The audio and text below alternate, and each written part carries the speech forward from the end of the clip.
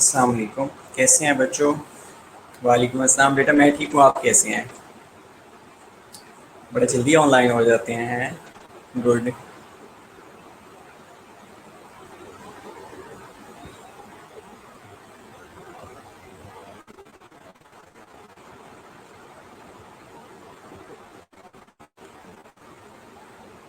Okay. तो last class में हम क्या डिस्कस कर रहे थे, किसी को पता है? किसी ने पढ़ा है? पहली चीज़ तो ये है कि आप फाइनल आज बता दें कि आपने मस्कुलस्केलेटल सिस्टम का टेस्ट कब देना है। वालेकुम अस्सलाम बेटा। वालेकुम अस्सलाम। थैंक यू वेरी मच बेटा। जज़ाकल्लाह। Good, very good. सही। अब ये बताएं कि टेस्ट कब देना है, तो उसके लिए करते जाते हैं। ओके, एडीएच के बारे में बेटा अभी मैं पूछता हूँ, पहले मुझे ये डिसाइड करके बता दें टेस्ट कब अपडेट करूँ।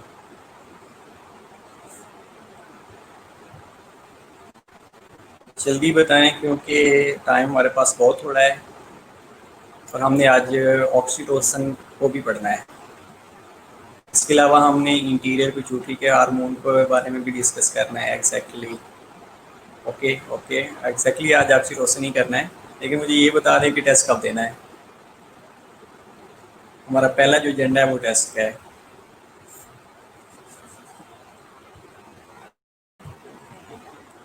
या देना ही नहीं है?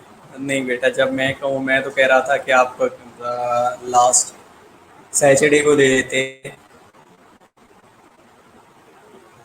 बेटा अगर आपको याद है तो डेफिनेटली मैं सुबह ले लेता हूँ, अगर नहीं तो आप थर्सडे कर लें, फ्राइडे कर लें, सैटरडे कर लें, वेडनेसडे कर लें। वालेकुम hope you will be fine. No, it's up to you. चलें, मस्कुलोस्केलेटल सिस्टम का आप मसल्स का सिर्फ कर लें। ठीक है, मसल का कर लें, बाकी रिमेनिंग जो पार्ट है हम इसको 3 पार्ट्स में डिवाइड करके कर लेते हैं। क्या ख्याल है, अगर आप लोग विलेंगे हैं तो? उसके बाद लोगों ने एंडोक्राइन और जीआईटी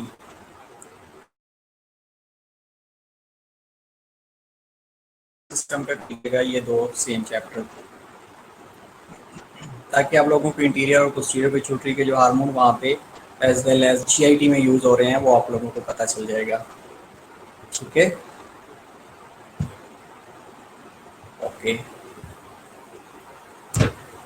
तो 3 पार्ट्स में डिवाइड करना है। आप बता दें कि कितना कितना आप लोगों ने करना है, हम उतना ही कर लेंगे।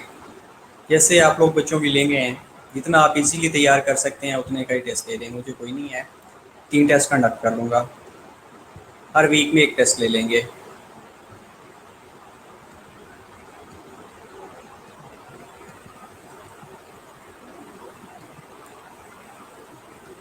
बेटा मैं ये कह रहा हूँ कि आप जो मस्कुलोस्केलेटल सिस्टम है उसको 3 हिस्सों में डिवाइड कर लें। 3 हिस्सों में डिवाइड करने के बाद आप मुझे बता दें कि मस्कुलोस्केलेटल सिस्टम का मसल्स कहाँ तक पहला टेस्ट देना है, कहाँ तक सेकंड टेस्ट देना है और कहाँ तक थर्ड टेस्ट देना है।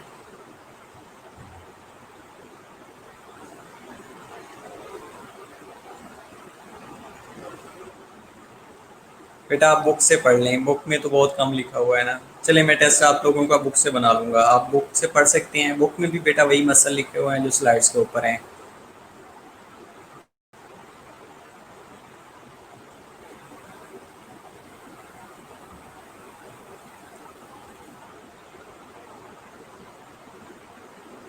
पहली चीज़ तो ये है कि आप पढ़ने वाले तो बने ना। जब आप पढ़ेंगे आप लोगों को समझ आ जाएगी इंशाल्लाह। आर यू श्योर कि कल आप सिर्फ एक बंदी भी लेंगे, बाकी भी लेंगे हैं कि कल टेस्ट ले लेना चाहिए?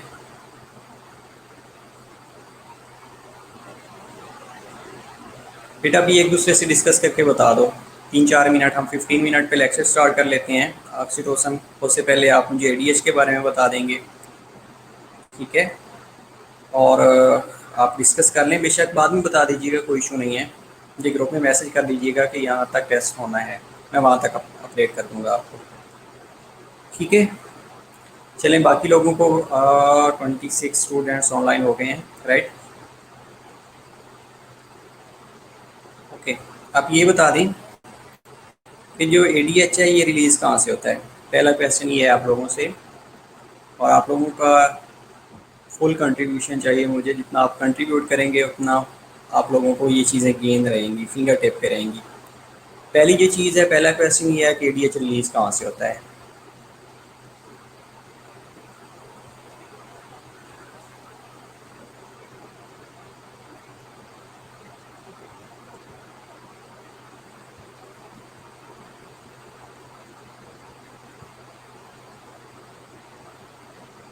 ओके बेटा, आवाज़ कट रही है। मेरा क्वेश्चन बेटा ये है कि एडीएच जो है ये रिलीज़ कहाँ से होता है। पोस्टीरियर पिट्यूटरी से होता है बेटा। पोस्टीरियर पिट्यूटरी में किस जगह से होता है? ये तो आपने एक ब्रॉड टर्मिनोलॉजी में बता दिया है कि ठीक है पोस्टीरियर पिट्यूटरी से होता है, लेकिन बेटा पोस्टीरियर पिट्यूटरी में होता किस जगह से है, ये बता दें।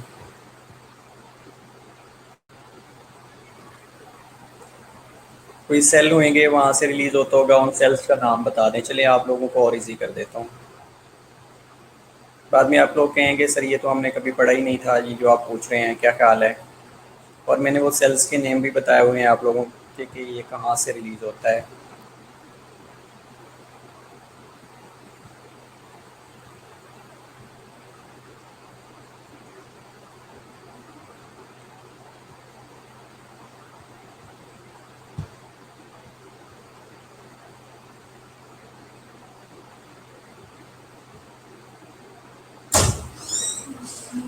ओके, टर्मिनल एंड में क्या ऐसी चीज़ पड़ी होती है जहाँ से ये रिलीज़ होता है?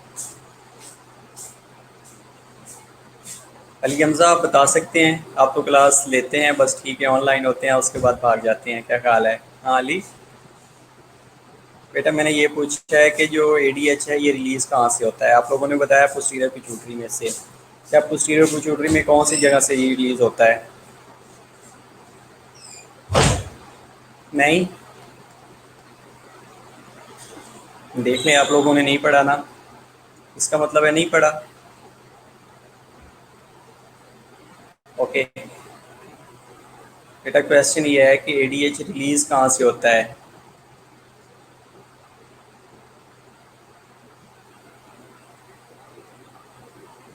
नहीं पढ़ा बेटा आप लोगों ने, हैं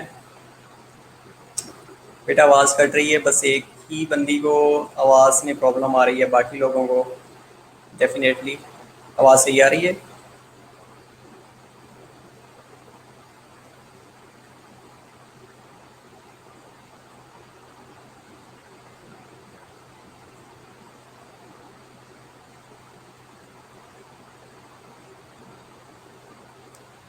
ओके बस, बाकी बेटा बाकी लोगों को आवाज़ ठीक आ रही है। आप ये बता रहे थे, क्वेश्चन ये था कि एडीएच है ये प्रोड्यूस कहाँ से होता है। हैपोथैलेमस बेटा, हैपोथैलेमस में भी कोई एरिया होगा।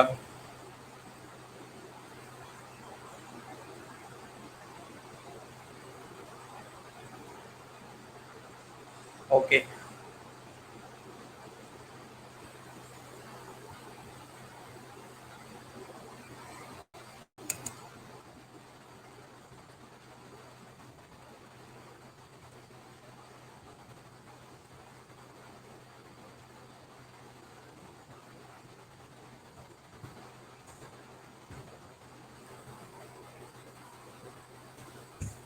चलिए बेटा, एडीएच कहाँ से सिक्रीट होता है? Question was that base of the brain से, न्यूरोसिक्रेटरी सेल्स ऑफ पिट्यूटरी से। अच्छा, कौन से होते हैं न्यूरोसिक्रेटरी सेल ऑफ पिट्यूटरी? चलिए कुछ तुक्का सही लगाए। न्यूरोसिक्रेटरी सेल्स ऑफ पिट्यूटरी कौन से होते हैं, ये बता दें।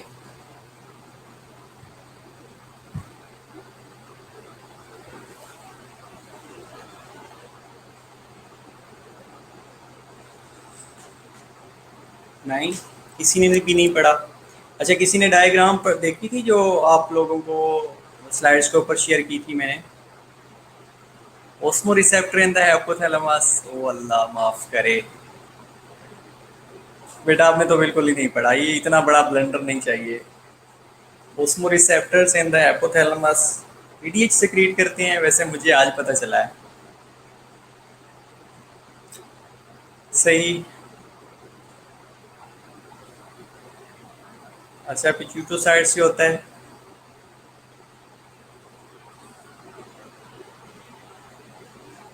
बेटा supraoptic and paraventricular nuclei of hypothalamus से सिक्रीट होता है। आप लोगों ने अभी तक किसी बंदे ने आंसर नहीं किया। Supraoptic and paraventricular nuclei of the hypothalamus से एडीएच सिक्रीट हो रहा होता है, तो वहाँ से एडीएच रिलीज हो रहा होता है, च्यूटोसाइट से हो रहा होता है। सेल्स होते हैं जो कि रिलीज कर रहे होते हैं। एड्रीनल कॉर्टेक्स बेटा हो गया आप लोगों को, नहीं पढ़ते आप लोग।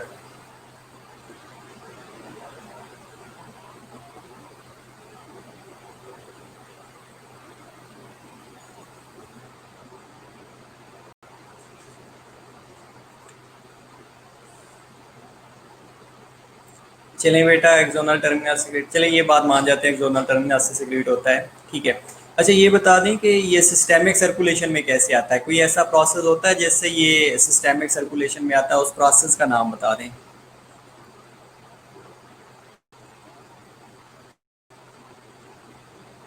सेकंड क्वेश्चन बेटा आप लोगों से ये है कि जो एडीएच है ये सिस्टेमिक सर्कुलेशन में कैसे इंटर होता है, एक प्रोसेस होता है, उस प्रोसेस का नाम बता दें। It's a kind of viva, और उस दिन मैंने तकरीबन 2 आवर में आप लोगों को एडीएच पढ़ाया है, और उसका आउटपुट आप लोगों को ये आ रहा है।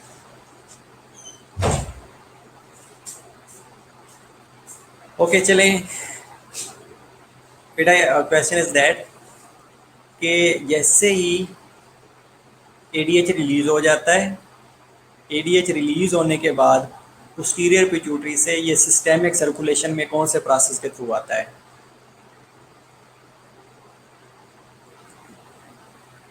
Okay question is that ADH systemic circulation में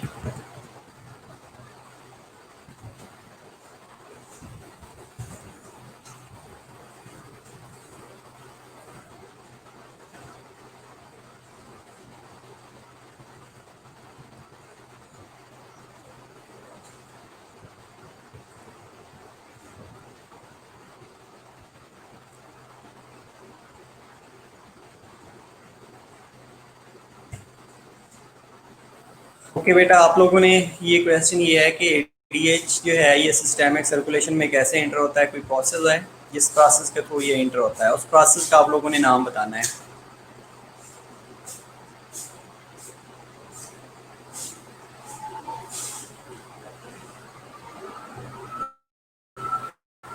वेजोकंस्ट्रिक्शन नो।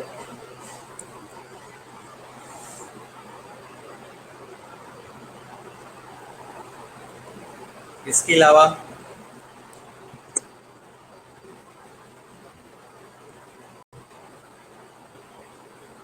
चलिए एक नेक्स्ट क्वेश्चन आप लोगों से है।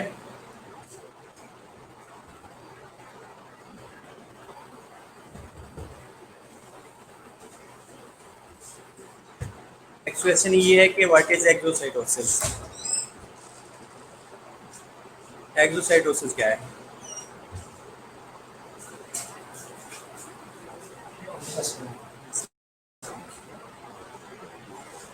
एक्सोसाइटोसिस क्या है?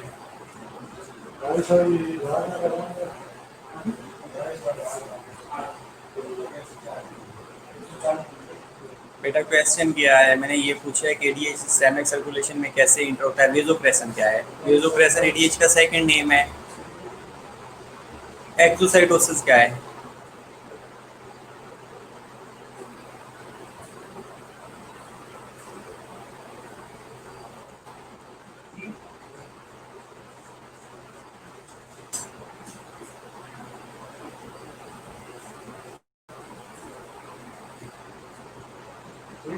अच्छा एक्सोसाइटोसिस का भी नहीं पता, वेल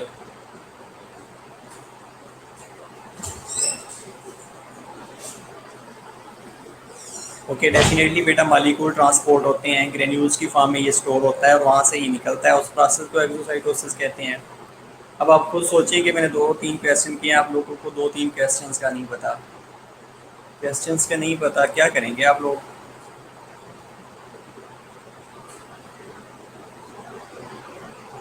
ठीक है बेटा ब्लड ओस्मोलैरिटी के थ्रू इंटर होता है। ब्लड ओस्मोलैरिटी क्या है?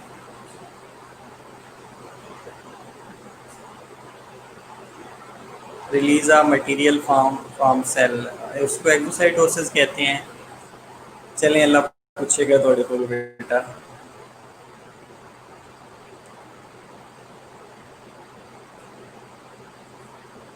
चलें, ये डेफिनेटली बेटा विक्यूल्स की फॉर्म में ये स्टोर पड़ होता है, ग्रेन्यूल्स की फॉर्म में स्टोर पड़ होता है, और जैसे ये पुल आउट होता है, बाहर निकलता है अपनी ब्रेन के बस्ट आउट होने से, उस प्रोसेस को कहा जाता है एक्सोसाइटोसिस। ओके।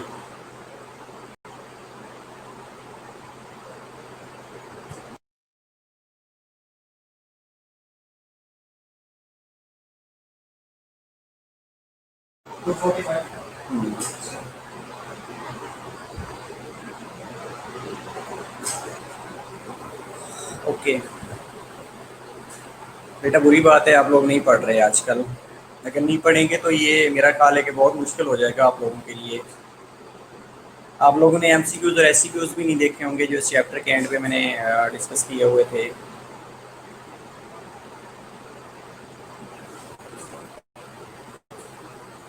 वेल,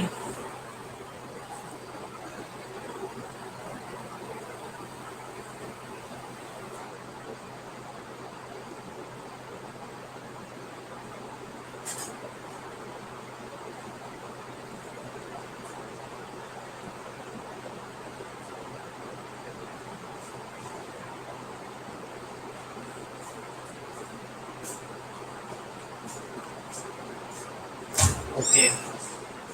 चलिए, इट्स अ गुड एफर्ट कि आप लोगों ने इतना कुछ पढ़ा, कुछ चीज़ें गूगल से ली हैं, कुछ आप लोगों ने देखा है, एटलीस्ट पढ़ लिया करें थोड़ा बहुत।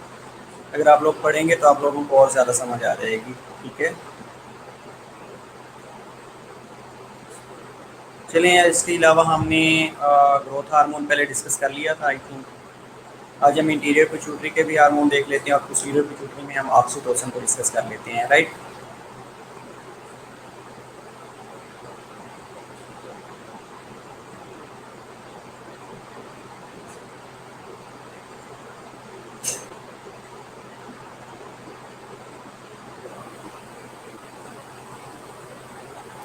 बेटा बाकी लोगों को आवाज़ क्लियर आ रही है, आपके कोई नेटवर्क का इशू हो सकता है बेटा। काइंडली या तो थोड़ी सी जगह चेंज कर लें, या पेज को रिफ़्रेश करके देख लें।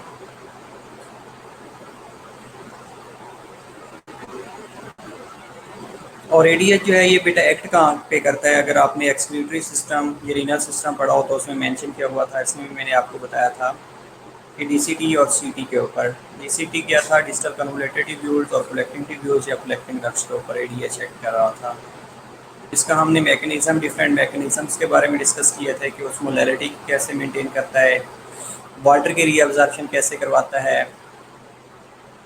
एल्डोस्टोन और सोडियम वाटर कैसे अब्जॉर्ब करवाता है। इसके अलावा उसमो रिसेप्टर्स का रोल हमने डिस्कस किया था कि जब ओस्मोलैरिटी ज़्यादा हो जाती है एक्स्ट्रासेलुलर फ्लूइड में, तो ओस्मो रिसेप्टर्स डिटेक्ट करके एडीएच की सेक्रेशन को बढ़ा देते हैं। और इसके अपोजिट हमने ये कहा था कि जब एक्स्ट्रासेलुलर फ्लूइड की ओस्मोलैरिटी कम हो जाती है, कम होने के रिजल्ट में जो ओस्मो रिसेप्टर्स हैं वो through negative feedback mechanism ADH की सेक्रेशन को कम कर देते हैं। Okay, good. जब एडीएच की सेक्रेशन कम होएगी तो जो यूरिन आउटपुट है वो इंक्रीज़ हो जाती है। इसके अलावा हमने दो कंडीशंस भी पढ़ी थी, जिसमें हमने ये कहा था कि कंडीशन को मेनली हमने डायबिटीज़ इंस्पाइटस के बारे में डिस्कस किया था। उसके अंदर दो कंडीशंस हमने पढ़ी थी, one was central diabetes insipidus and other was nephrogenic diabetes insipidus. अब जो सेंट्रल डायबिटीज़ इंस्पाइटस थी उसमें हमने ये कहा था कि एडीएच सेक्रीट ही नहीं होता। ओके।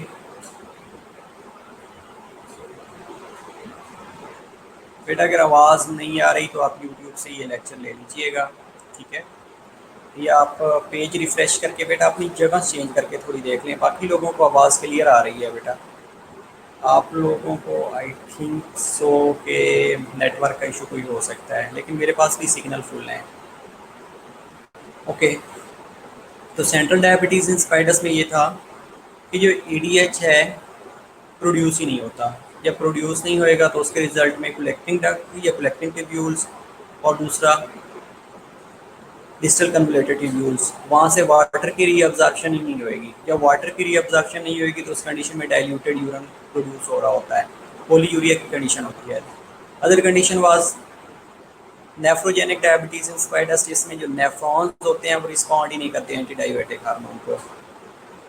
जब रिस्पॉन्ड नहीं करेंगे, जो उनको बाइंडिंग साइट्स जो होती हैं, जो रिसेप्टर्स होते हैं जहाँ पे जाके इसने बाइंड करना होता है, कौन से रिसेप्टर्स थे, E1A और V2 रिसेप्टर्स थे, जहाँ पे इसने जाके बाइंड करना होता है, वो रिसेप्टर्स ही नहीं मिलते।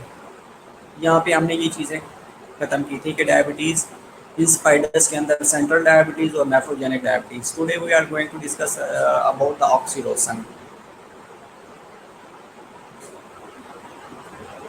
एडीएच एक्सक्रीट नहीं होता और दूसरे में बेटा ये होता है कि एडीएच जो होता है वो रिस्पॉन्ड नहीं करता। जो न्यूरॉन्स, जो नेफ्रॉन्स होते हैं, सॉरी नेफ्रॉन्स जो होते हैं वो रिस्पॉन्ड ही नहीं करते।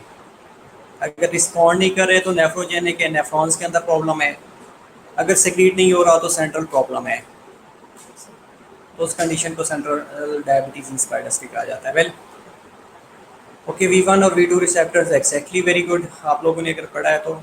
इसके बाद हम डिस्कस करते हैं ऑक्सीटोसिन को।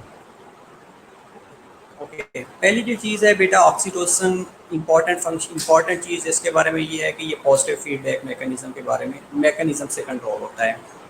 अब जो पॉजिटिव फीडबैक मैकेनिज्म है उसमें क्या है कि जितना ज़्यादा स्टिमुलाई होएगा उतना ज़्यादा रिस्पांस होएगा। और दूसरा ये काम करता है कि breast stimulate milk ejection from the breast.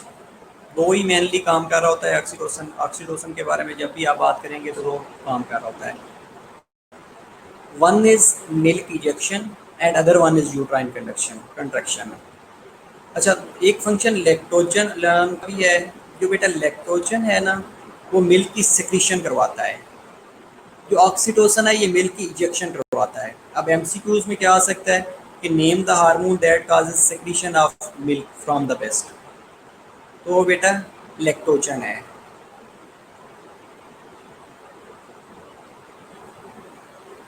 बेटा V2 रिसेप्टर नहीं रिस्पॉन्ड करेंगे।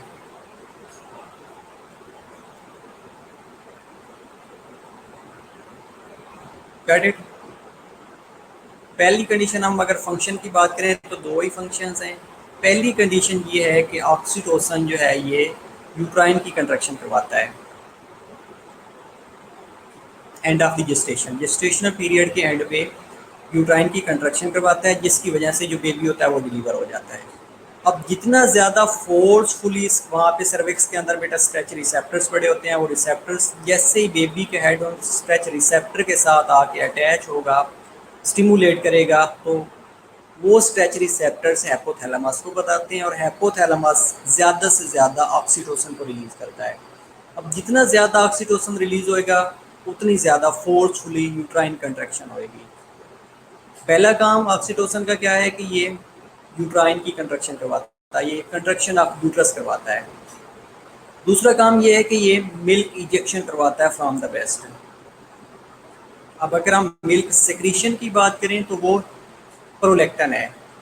प्रोलैक्टन जो है ये मिल्क की सेक्रीशन करवाता है, और जो ऑक्सीटोसिन है ये मिल्क की इजेक्शन करवाता है। There is a difference between secretion and ejection. Got it. तो जो ऑक्सीटोसिन है ये क्या करवाता है, एक्सक्रीशन करवाता है। Oxytocin aids in the milk ejection by the breast, and it causes milk to be expressed from the alveoli into the ducts of the breast, so that the baby can obtain by suckling. जैसे ही suckling reflex activate होएगी, activate बेटा प्रोलैक्टन, प्रोलैक्टन के बारे में बात कर रहा था। ये लैक्टोसाइड्स होते हैं जहाँ पे ये प्रोलैक्टन रिलीज हो रहा होता है, इसके बारे में बता रहा था। लेकिन ये मैं आपको डिफ्रेंशिएशन करके दूंगा ऑक्सीटोसिन पढ़ने के बाद। प्रोलैक्टन, प्रोलैक्टन बेटा प्रोलैक्टन की बात कर रहा हूँ। प्रोलैक्टन करेक्ट कर लीजिएगा कि ये प्रोलैक्टन है।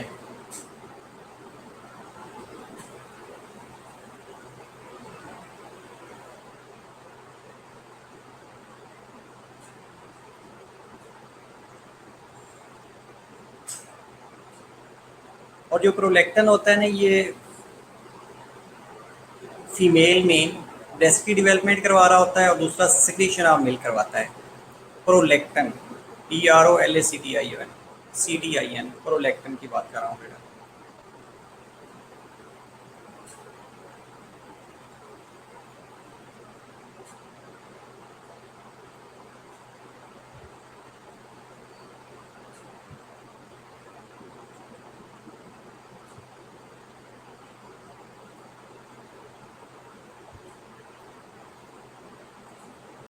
ओके, ऑक्सीटोसिन के दो फंक्शन हो गए।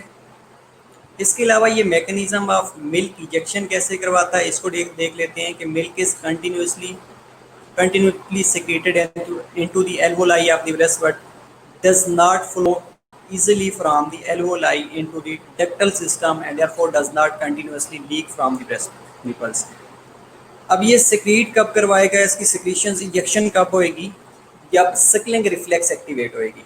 suckling reflex कब एक्टिवेट होएगी, जब जो बेबी है वो सक करेगा, सक करने के रिजल्ट में ये रिफ्लेक्स एक्टिवेट होएगी। रिफ्लेक्स के एक्टिवेट होने से जो एल्वोलाई ऑफ द ब्रेस्ट है वहां से मिल्क जो है वो इजेक्ट होना शुरू हो जाएगा।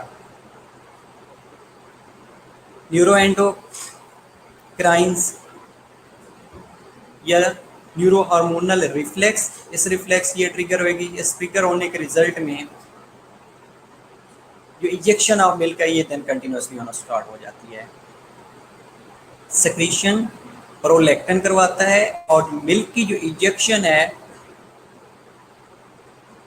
ये ऑक्सीटोसिन का काज करवा रहा होता है। Got it. यूट्राइन डेफिनेटली बेटा पॉजिटिव फीडबैक मैकेनिज्म के रिजल्ट में जितनी ज़्यादा फोर्सफुली सकलिंग रिफ्लेक्स एक्टिवेट होएगी उतना ज़्यादा मिल्क इजेक्ट होएगा। इसी तरह जितना फोर्सफुली यूट्राइन कंट्रक्शन होएगी उतना ज़्यादा ऑक्सीटोसिन रिलीज होएगा। अब जैसे ही यूट्राइन कंट्रक्शन की अगर हम बात करें तो जो स्ट्रेच रिसेप्टर्स हैं उनकी ओवर एक्टिविटी या स्ट्रेच एक्टिविटी कम होएगी। अल्टीमेटली एट द एंड जो ऑक्सीटोसिन है वो सबसाइड हो जाएगा, इनहिबिट हो जाएगा।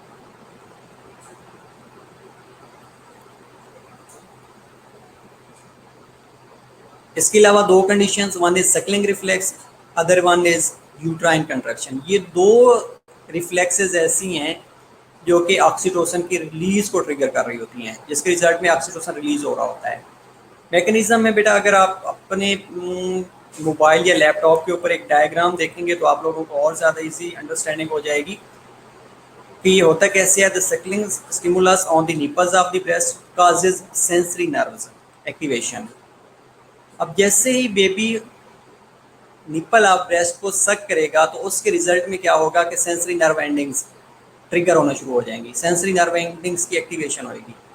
उसके रिजल्ट में क्या होगा कि oxytocin neurons in the paraventricular and supraoptic nuclei in the hypothalamus release होना शुरू हो जाएगा और ये oxytocin release of oxytocin by the posterior pituitary. अब जैसे ये पोस्टीरियर पिट्यूटरी से रिलीज होएगा उसके बाद ये ब्लड के अंदर आएगा, ब्लड के अंदर आने के बाद ब्रेस्ट के ऊपर एक्ट करेगा। जैसे ब्रेस्ट के ऊपर एक्ट करेगा तो वहाँ पे बेटा मायो एपिथेलियल सेल पड़े होते हैं, उनकी कंट्रक्शन करवाता है। जैसे ही उनकी कंट्रक्शन होएगी तो उसके रिजल्ट में मिल्क जो है इजेक्ट होना शुरू हो जाता है। अगेन बेटा कर लेते हैं कि जैसे ही सकलिंग रिफ्लेक्स या Suckling stimulus sensory nerve endings को एक्टिवेट करेगा, एक्टिवेट होने के रिजल्ट में ये मैसेज आएगा through nerve endings into the paraventricular and supraoptic nuclei in the hypothalamus। वहाँ से ऑक्सीटोसिन रिलीज होएगा, ऑक्सीटोसिन रिलीज होने के बाद ब्लड सर्कुलेशन में आएगा, ब्लड सर्कुलेशन में आने के बाद ये ब्रेस्ट के ऊपर एक्ट करेगा और ब्रेस्ट के अंदर मायो एपिथेलियल सेल्स पड़े होते हैं जिन्होंने outer wall of the alveoli को सराउंड किया होता है, उनकी ये कंट्रक्शन करवाता है। जैसे ही उनकी कंट्रक्शन करवाएगा तो उसके रिजल्ट में जो मिल्क है ये फोर्सफुली इजेक्ट होना शुरू हो जाता है।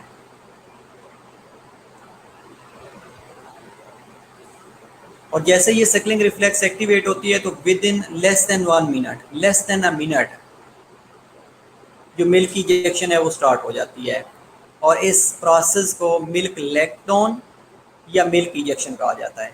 अगर क्वेश्चन आ जाता है कि मिल्क इंजेक्शन कैसे होती है या मिल्क लैक्टोन क्या है, उसका प्रोसेस कैसे होता है, तो बेटा आप ये मैकेनिज्म डिस्कस कर सकते हैं, ये मैकेनिज्म बता सकते हैं कि इस तरह ये मिल्क इजेक्शन हो रही होती है।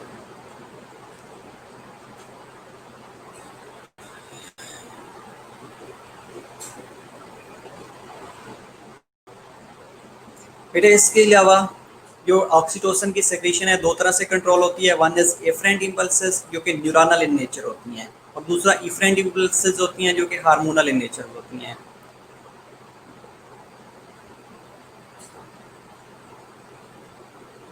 ओके बेटा, ये यूट्यूब पे अपलोड हो जाएगा, ठीक है।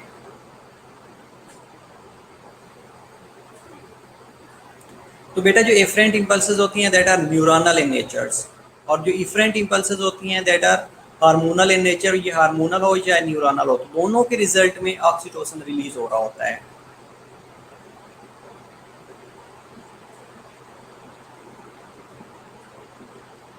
और मेनली दो स्टिमुलाई हैं, दो स्टिमुलाई में पहला जो स्टिमुलाई है वो कंट्रैक्शन ऑफ यूट्रस है या डिस्टेंशन ऑफ सर्विक्स है। बेटे जैसे ही बेबी का हेड सर्विक्स के साथ आके अटैच होगा तो वहाँ पे स्ट्रेच रिसेप्टर्स पड़े होते हैं, वो ट्रिगर करना शुरू कर देते हैं। दूसरी कंडीशन में ये सक्लिंग सकिंग ऑफ निपल से ये रिलीज हो रहा होता है। जैसे सकिंग ऑफ निपल ट्रिगर होएगी तो उसके रिजल्ट में ऑक्सीटोसिन रिलीज हो जाता है। तो ये मेनली उसके दो ही ट्रिगर हैं, ठीक है। ये ऑक्सीटोसिन के बारे में मेरा ख्याल है इतना ही काफ़ी है। रिलीज कैसे होता है,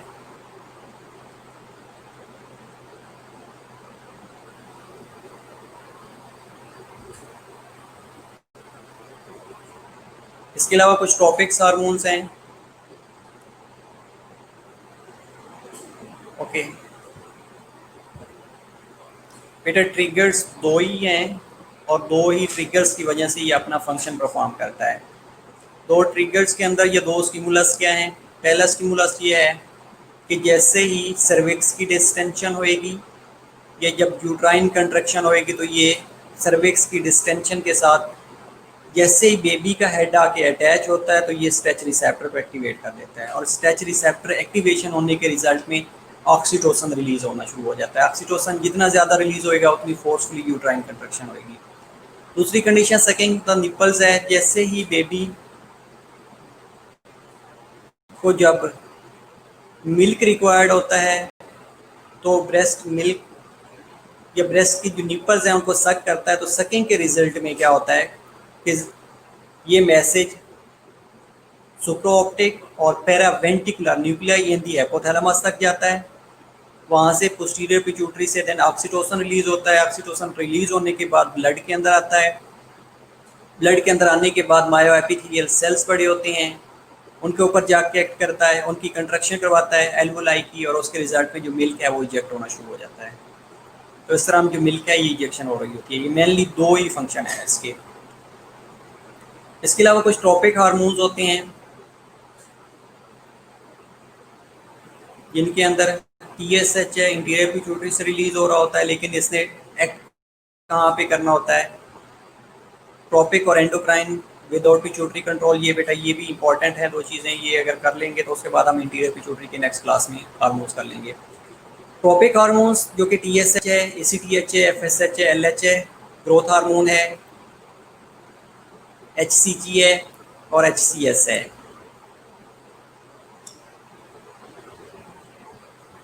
जो TSH है बेटा ये अगेन इंटीरियर पिट्यूटरी से रिलीज होते हैं।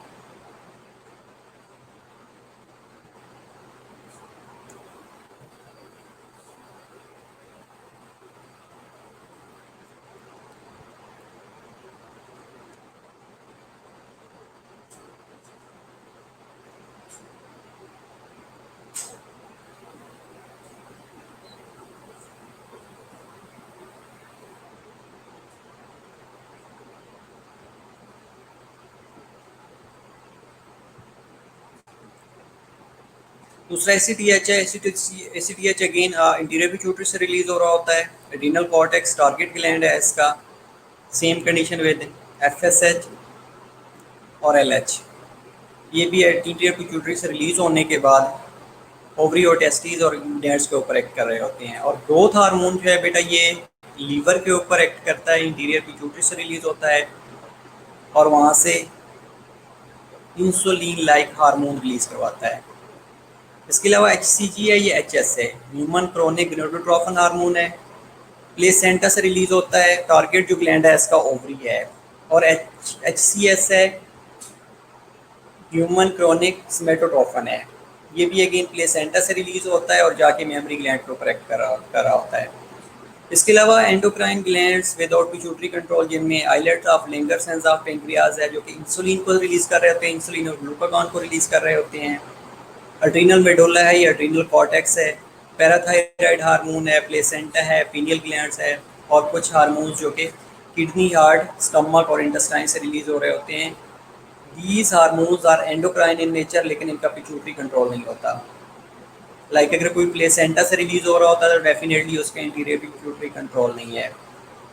सेम कंडीशन अगर किडनी से रिलीज हो रहा होता है, लाइक एरिथ्रोपोएटिन की अगर हम बात करें तो एरिथ्रोपोएटिन किडनी से रिलीज हो रहा होता है, तो उसका कोई पिट्यूटरी कंट्रोल नहीं है।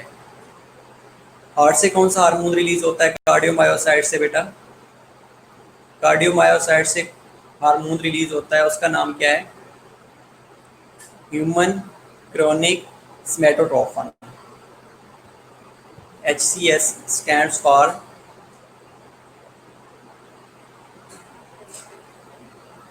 Human chorionic स्मेटोमेमोट्रोफिन।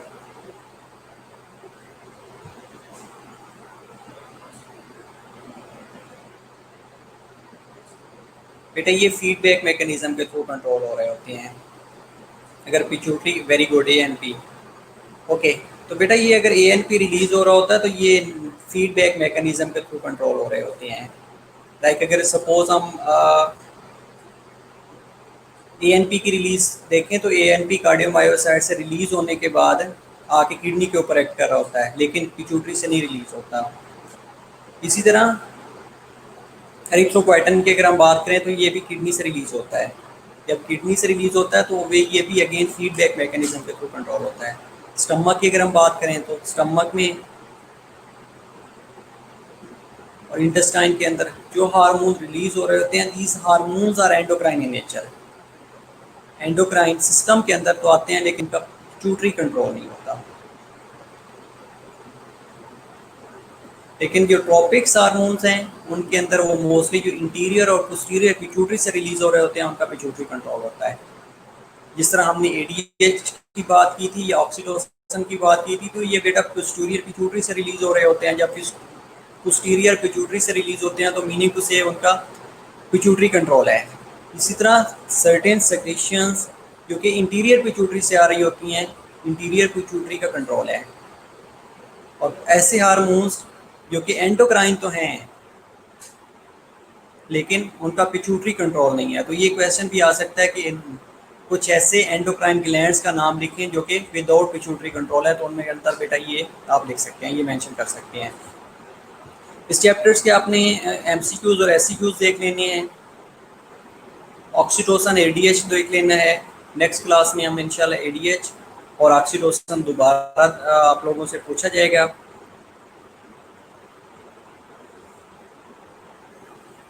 और नेक्स्ट हम इंटीरियर पिट्यूटरी के हार्मोन कर लेंगे।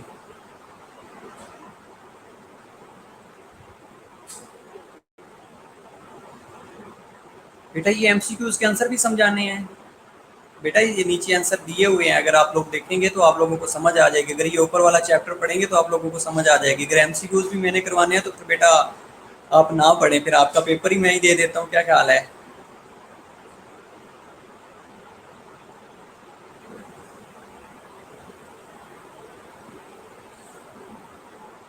ठीक है, ओके बेटा, अटेंडेंस लग जाती है आपकी, नथिंग टू वरी, और आपकी अटेंडेंस भेज दी जाएगी। और बेटा अगर हम प्रोलैक्टिन के बारे में बात कर लें, थोड़ा सा आप लोगों को बता देता हूँ कि प्रोलैक्टिन और इसमें क्या फ़र्क है। तो जो प्रोलैक्टिन है बेटा ये इंटीरियर पिट्यूटरी का हार्मोन है। इसके अलावा इसके पास 199 अमाइनो एसिड्स होते हैं और इसकी जो स्ट्रक्चर्स है ये सिमिलर टू ग्रोथ हार्मोन और HCG है, HCS है। फीमेल के अंदर बेटा ये प्रोलैक्टिन जो है मेमरी ग्लैंड्स को प्रमोट करता है और मिल्क प्रोडक्शन करवाता है।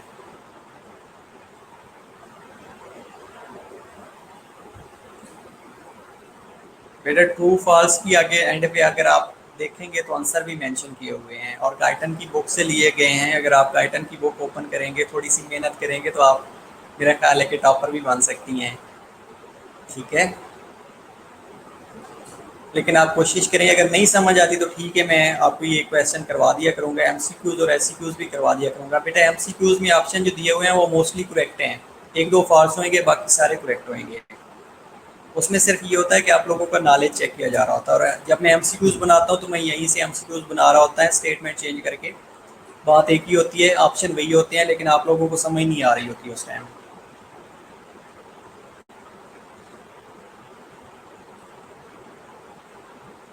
ओके, प्रोलैक्टिन बेटा बात कर रहे थे, प्रोलैक्टिन की जो फीमेल्स हैं उनके अंदर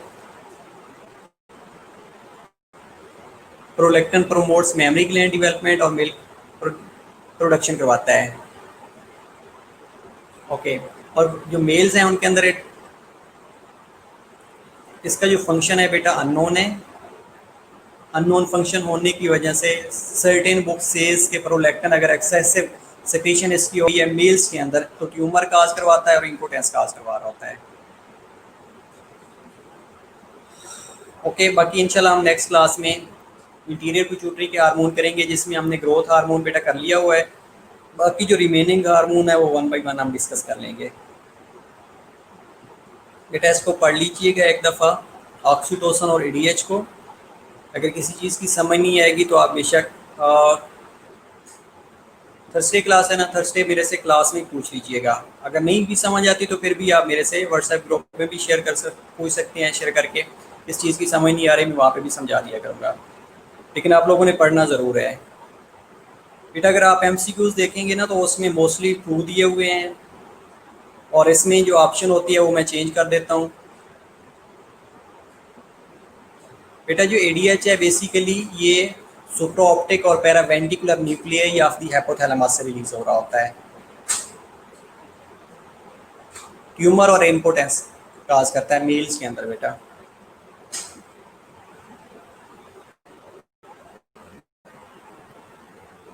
और एमसीक्यूज में बेटा जो फास्ट चीज़ें दी गई होती हैं, इनमें से एमसीक्यूज जब लिए जा रहे होते हैं तो जो ट्रू होते हैं वो तो ट्रू होते हैं, जो फास्ट होते हैं वो एक फास्ट रख के एमसीक्यूज की स्टेटमेंट चेंज कर दी जाती है कि ये क्या स्टेटमेंट करता है। ठीक है, तो इस तरह बेटा आप लोग इसका कंफर्म कर लीजिएगा, एक दफ़ा पढ़ लीजिएगा, आप लोगों को समझ आ जाएगी। ठीक है, बाकी इंशाल्लाह हम नेक्स्ट क्लास में डिस्कस करेंगे।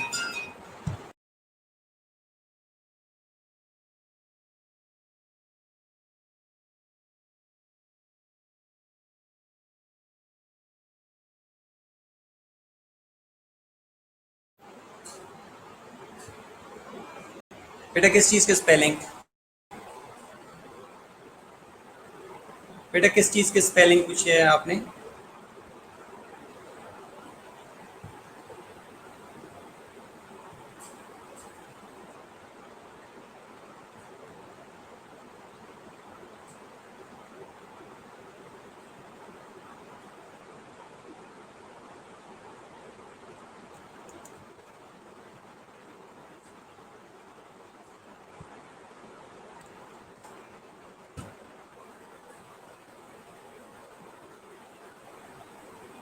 एक्सोसाइटोसिस बेटा, एक्सोसाइटोसिस बता रहा था।